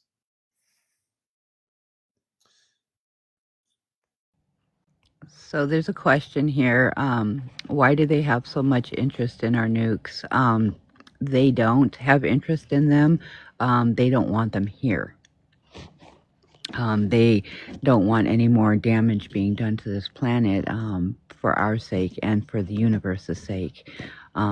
Because every time that we practice with these things, test with these things, it not only affects our planet, but it affects other planets as well. All of that junk seeps out into the atmosphere. It seeps out into the universe. It affects other people, not just us. But that's we don't need to have that kind of stuff on our planet. Here. Okay. Can we put a stop to nukes? So I'll give some historical analysis because I grew up in the 60s. I can tell you, yes, the Ashtar Command. I know my dear friend Ashtar Athena, who lives in California for many years. The Ashtar Command was instrumental in preventing our planet from destroying itself back in the 60s. And yet some of you weren't even born yet. You weren't even around in the 60s. But I can tell you the reason why we're here now as a planet is because the Ashtar Command, when the hydrogen bomb was created, that reverberated into the universe. The reverberation of that negative energy went into the universe and affected other planetary worlds. That's when the space people, known as the Ashtar Command, came to Earth. That's when all the nuclear silos through the 60s were being affected by what you would call flying saucers over these bases that shut down the electronic systems at the nuclear silos. They were shut down, and they were shut down for a reason. Nuclear testing above ground was stopped. Well, according to historical analysis. The fact is, if it hadn't been for the intervention of the space people quietly through the 60s and 70s until the end of what they call the Cold War, your planet was in a situation of a great doom, so to speak. You understand? So they have come here, and they will not let any weapon of war that would destroy this planet or any other planet be used. Those weapons are essentially to be neutralized and dismantled. So the space people, the Ashtar Command people on the ships, they have the technology to neutralize all weapons of war on our planet. So yeah, they'll before it even starts, it would be stopped. Not We're not sharing stories tonight like we normally do. This is an Ashtar. Jenny, thanks for the question. We're really here to give people information about Ashtar Command, about contact tonight, and tomorrow night we'll be doing the regular. Um,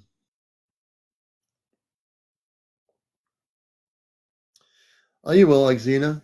Sherry, if you meditate, have confidence. If you meditate and take the time to do 20 or 30 minutes, that's all, with higher dimensional music, all you're doing is getting yourself prepared for contact. You're going to have contact just like all of us will.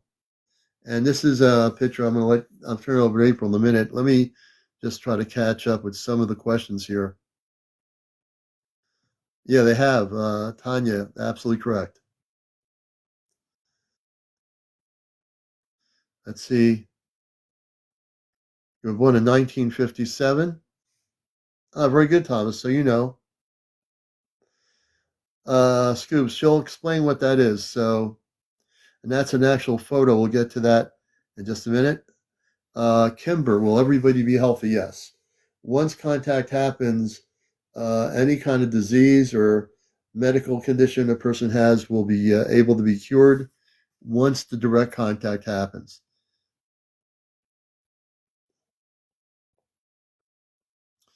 Let me see here. I'm just trying to catch up with everybody. Peggy, some of us were around the 40s and 50s. We had strong strontium 90. Oh, yeah, I heard about that. Blessed Mom, humans will revert to the original plan. Mortality, perfect health, bodies, yes. And Calf says I pray you're right. Well, you're going to be living in Calf, so you're going to be with us. Let's see here. I'm trying to make sure I've not missed anything. Okay, Peggy says, do we have to be outside when they come? I don't think you have to be outside when they come.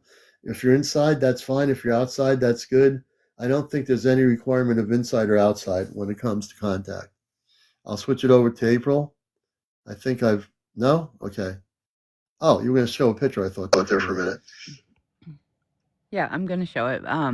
No, we don't have to be outside when contact happens.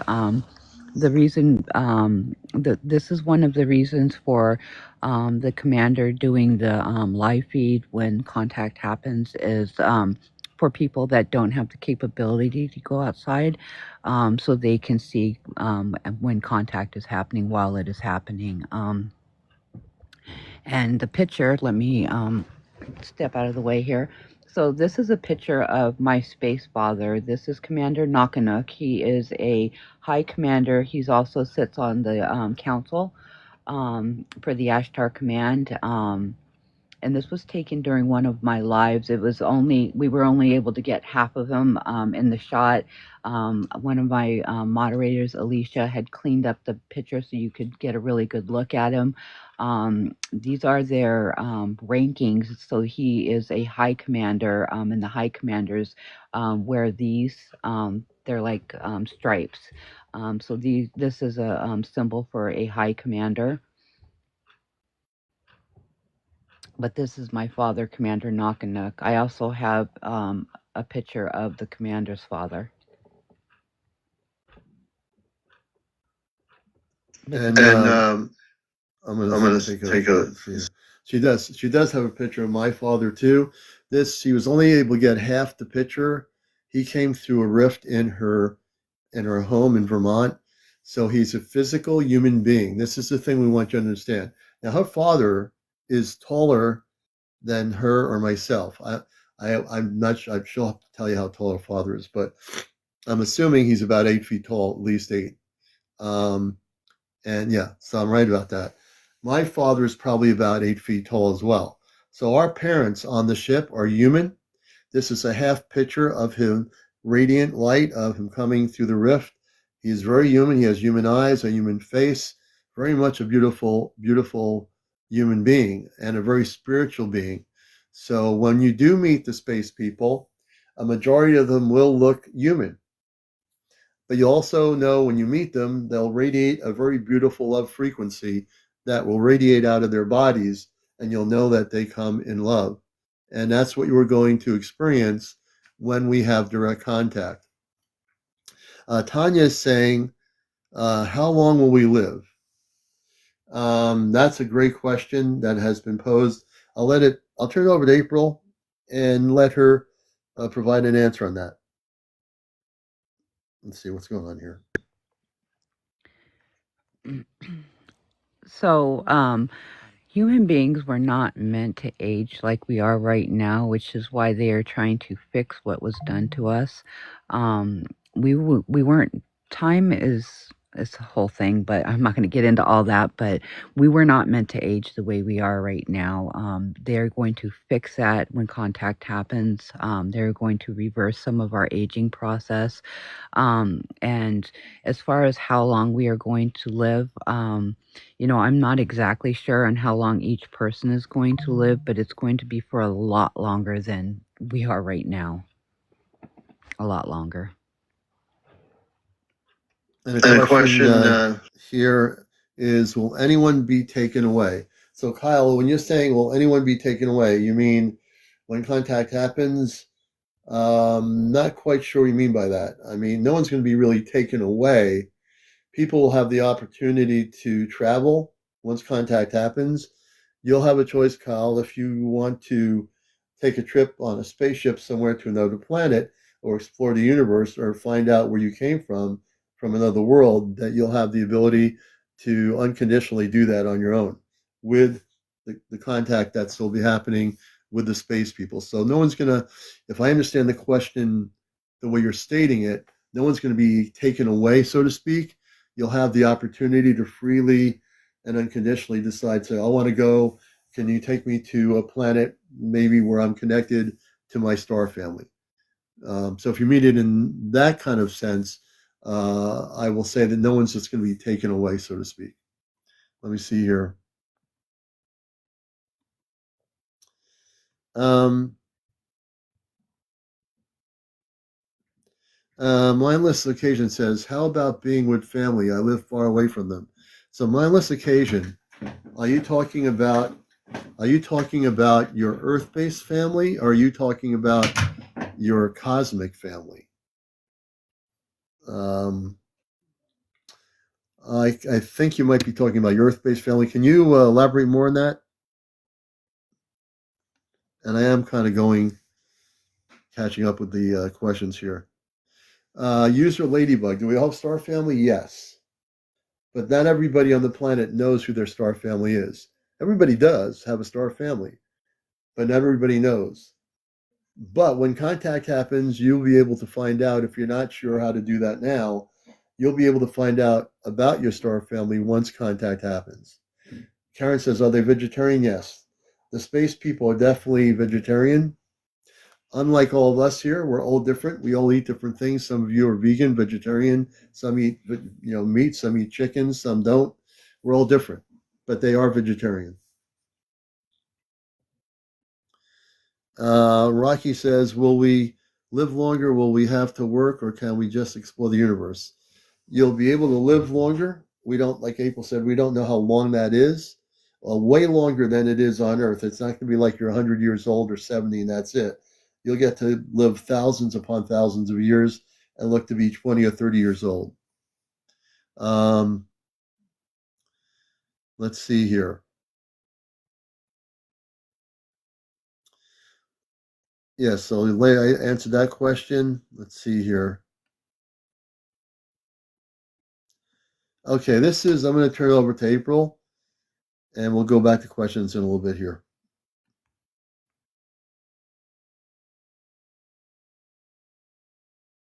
Give me just a sec here, guys. I'm trying to turn the camera around. Um, so this is a picture of the commander's father. I know it's a little distorted, guys. I apologize about that. Nothing I can do about it. These beings are coming through a rift. And when this picture was taken, it was taken from one of my mods. They had captured this picture. And a rift is a tear in time and space, and it's a way that these guys can travel short distances. And until they are fully through the rift, they come across distorted. But one of my mods was able to capture this picture, and this is actually Commander Robar, which is Commander's father. And he had also come to my home. I was having I call it fairy dance party. So we were hanging out with the fairy beings, and the Ashtar command is always welcome to come in if they want to.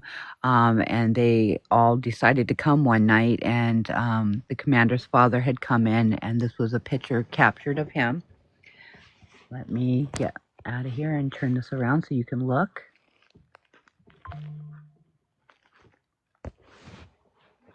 Hope I did that right. There you go. So he has this is a typical garb that they wear. So he is also a high commander, and he also sits on the High Council. Both mine and the commander's parents sit on the High Council. And what I am told is that, say anything were to happen to either one of our parents, we would take their place on the High Council. They keep it in the family. But this is the commander's father. He is super funny, a lot like the commander, believe it or not. He's got that dad sense of humor. Um, and he's actually very, very nice. I've spent a lot of time with him. He loves his family a whole lot, and has been looking out for the commander for his whole life. Him and his whole family has, while he is here on planet, doing his mission work. But he's a sweetheart. I really like hanging out with him. He's a really nice person.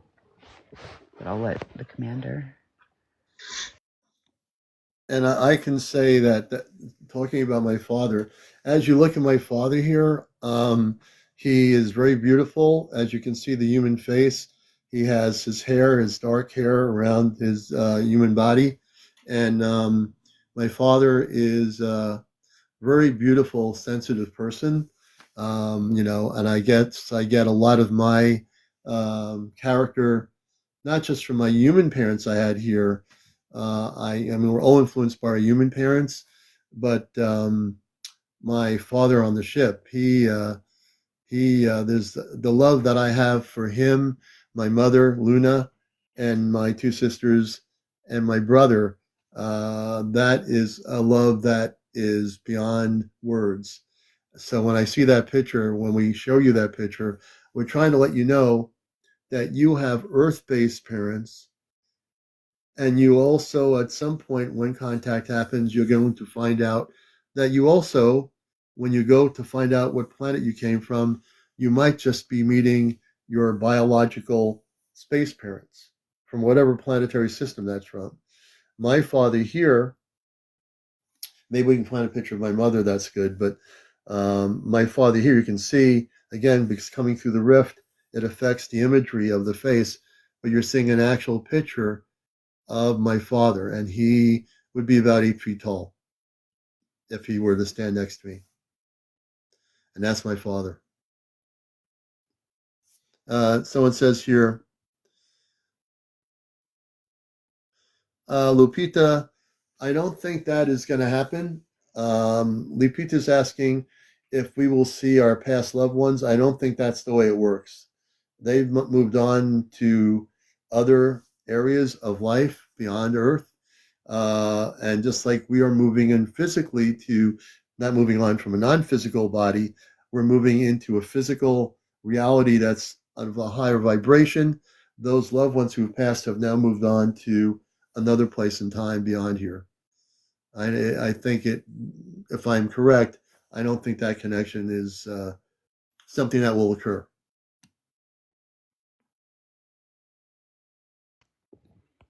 And Scoops, I know it is distorted. It is because that's why I was explaining.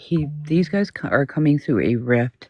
This is a tear in time and space, and until they are fully through the rift, they are going to come across distorted. And again, one of my mods took this picture. We were very lucky to get this imaging. But yes, it is. It is going to be distorted. They all are going to look distorted. It's because they are coming through a rift.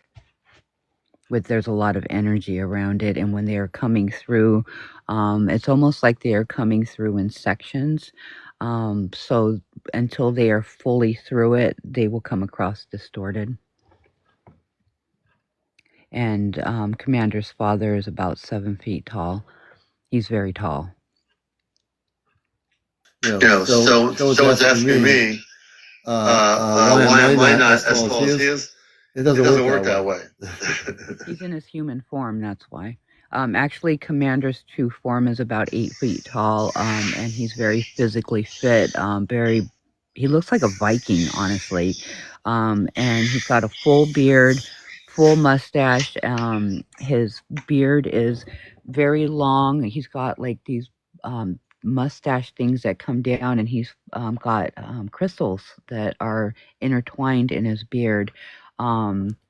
He's a big guy, actually. He's pretty built. Yeah, he looks like an old school Viking, but like he's buffed. He's a big guy. You don't want to. Whoops! Did I just mute myself out? Yeah, you don't want to fool around with the commander, because that commander will bust the matrix. You think I'm busting the matrix?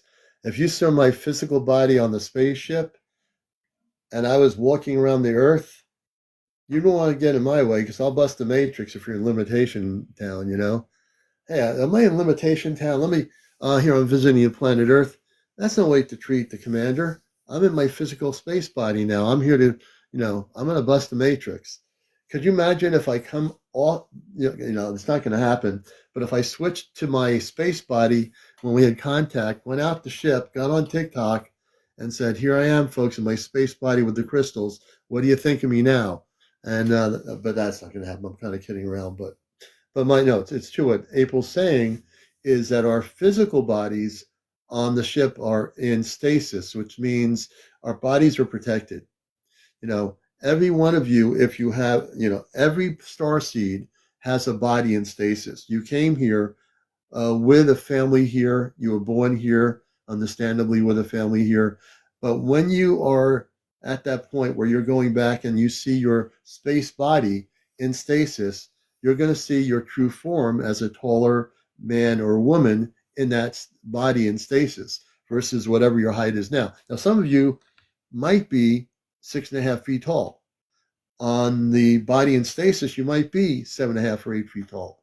You know, you'll get to know that when that happens.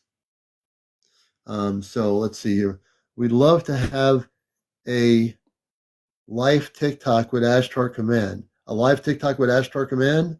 When contact happens, you won't be able to have TikTok on a ship, but when we are off the ship, we'll be able to use electronics to communicate if necessary.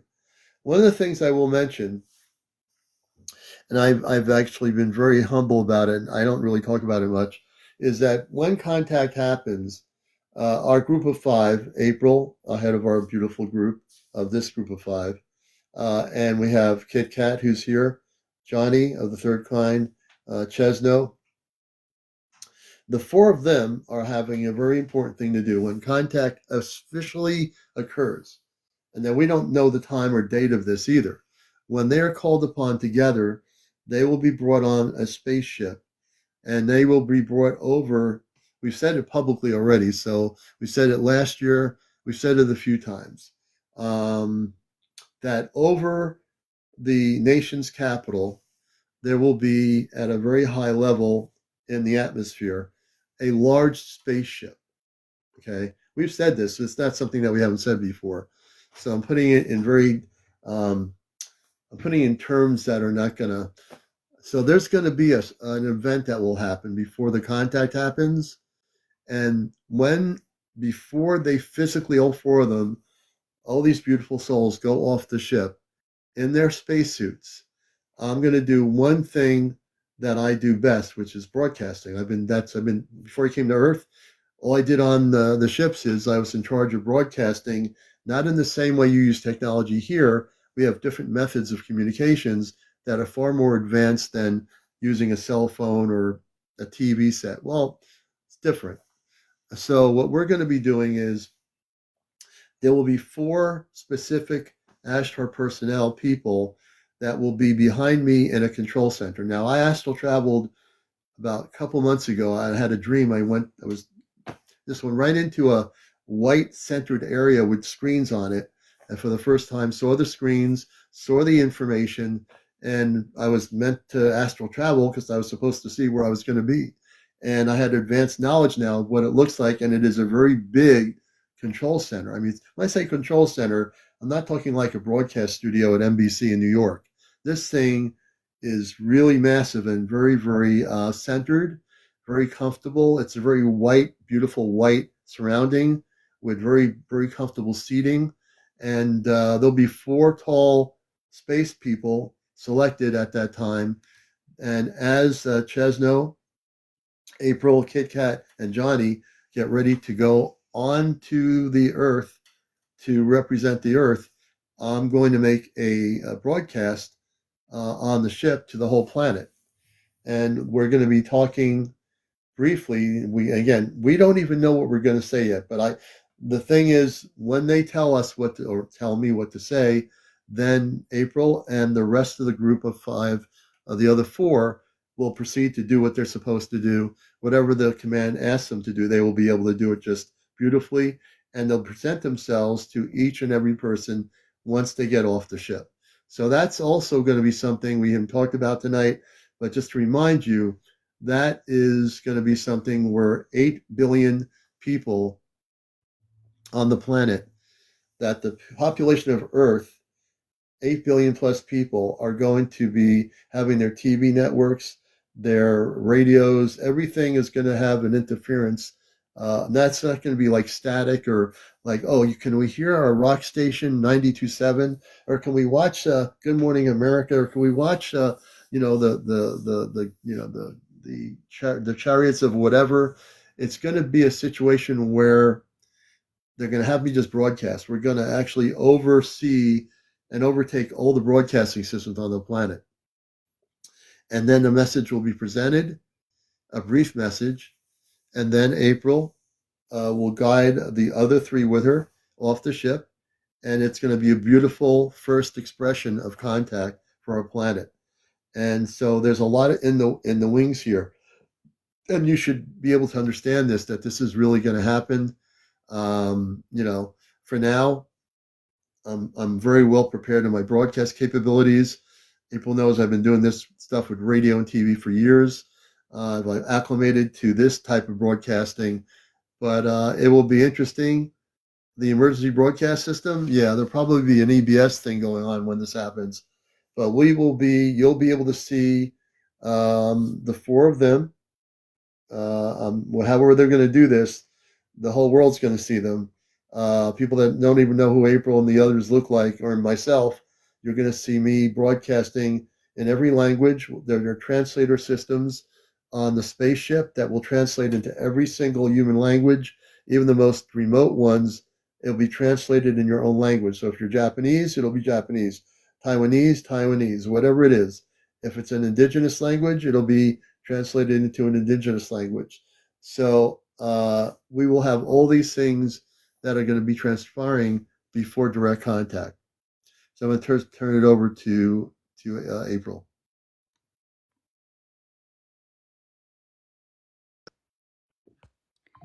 All right, it's getting kind of late, so I'm going to skedaddle off. But I just wanted to thank you guys for having me on, and I hope that I could help in any way. And, guys, again, sorry that the pictures are blurry. I saw a few comments in there about it, but there's nothing I can do about the blurriness of the pictures.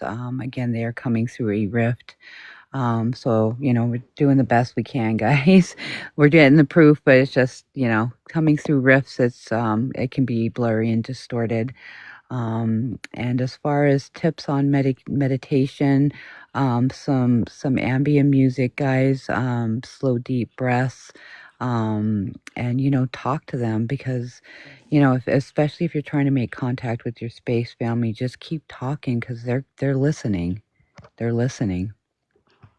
But And I'm going to go ahead. I just wanted to thank everybody for having me on tonight. I love you, brother, and I'm gonna skedaddle out. let's see here. The same love here to my sister April in all the work she's been doing.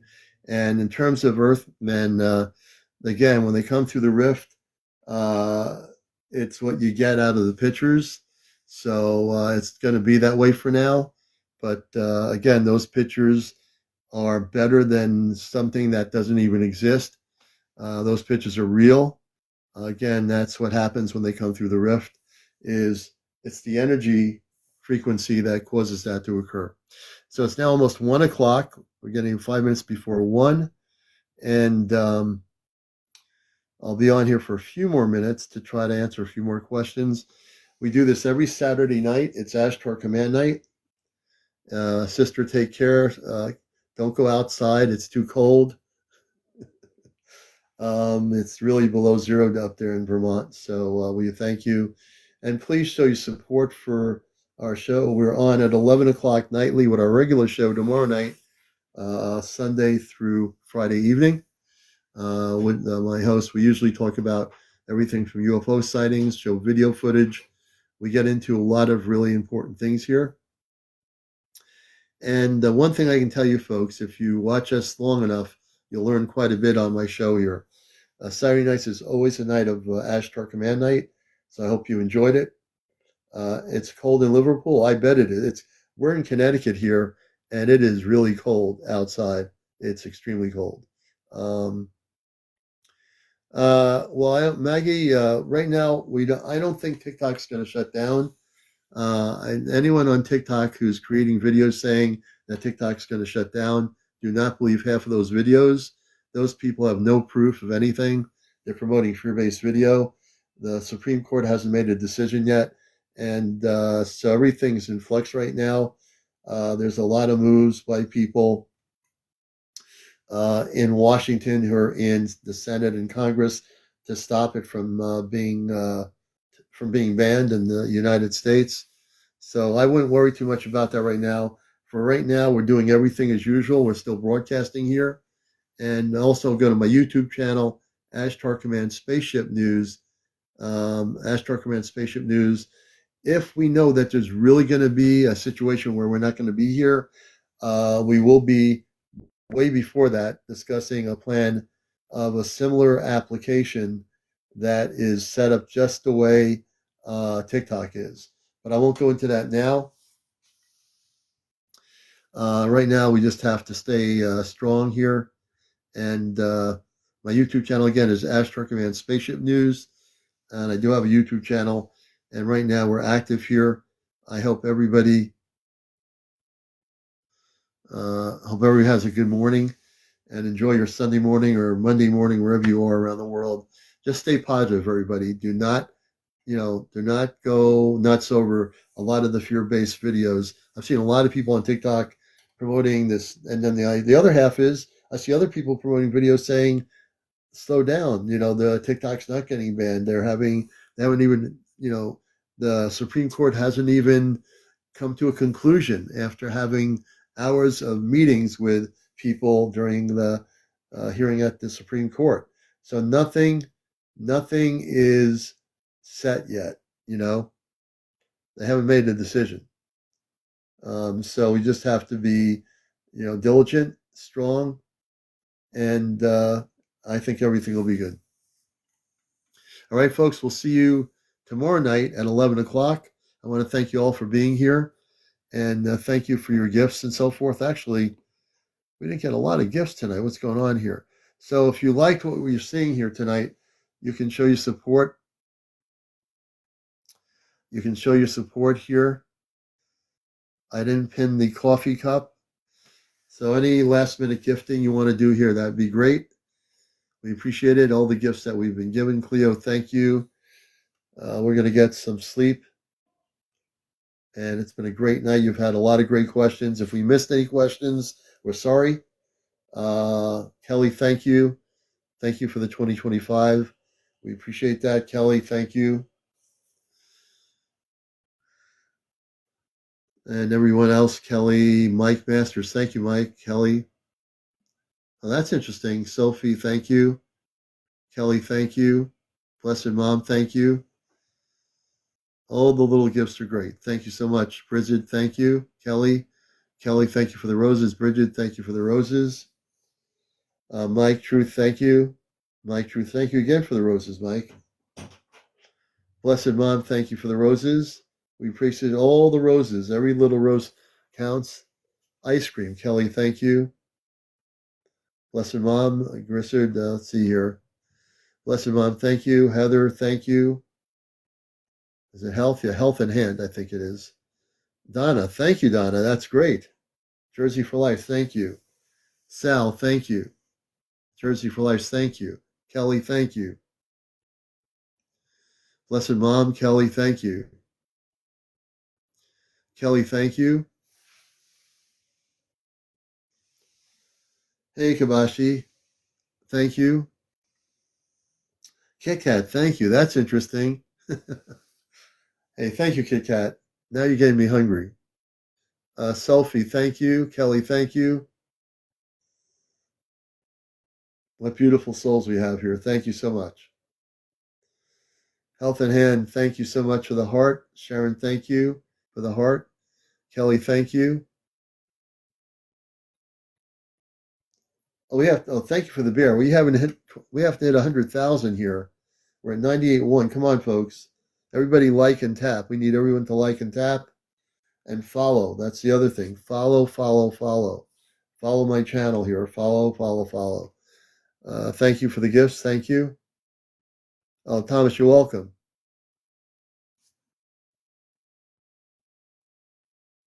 Thank you, Thomas.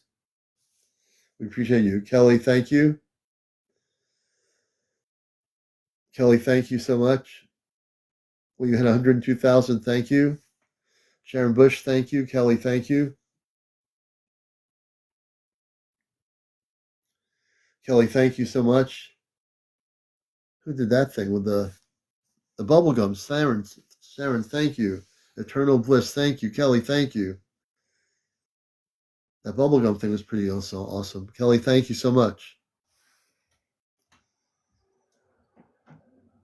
And I still have some apple cider left. Jersey for life. Oh, I just got some caffeine. Jersey for life, thank you. Sophie, thank you. Kelly, thank you.